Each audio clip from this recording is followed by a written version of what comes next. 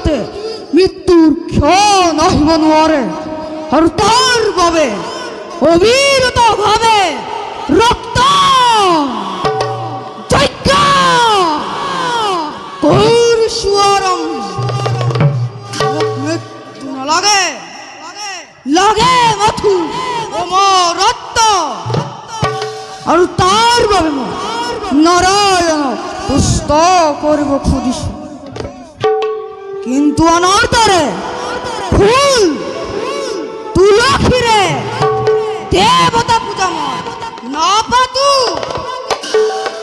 সেই পূজা সামগ্ৰী হিচাপে গোটাই লৈছো সাধু সন্ত ভকত বৈষ্ণৱ সেইসকলক এজন এজনকৈ বলি দি মই অবিৰত ভাৱে পূজা কৰি আহিছো আৰু আজিও কৰিম।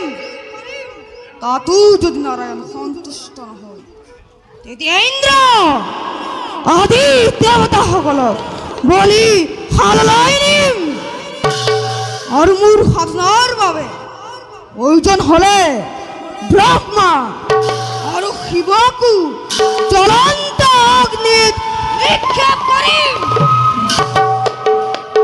সেনাপতি কালজয় মহাৰাজ, আজি যজ্ঞৰ আয়োজন সম্পূৰ্ণ হলনে? আজি বলিৰ কাৰণে কিমানজন দেৱৰ্ষি আৰু ব্ৰহ্মৰ্ষি ধৰি অনা হল। আৰু শুনা, আজি মোৰ বলিৰ তৰোৱাল এনেদৰে তীক্ষ্ণ কৰি ৰাখিব যাতে প্ৰয়োজন হলে মই মোৰ শিৰ কাটি অগ্নিত আতি দিব পাৰো। নিজৰ শিৰচ্ছেদ কৰাৰ পাছত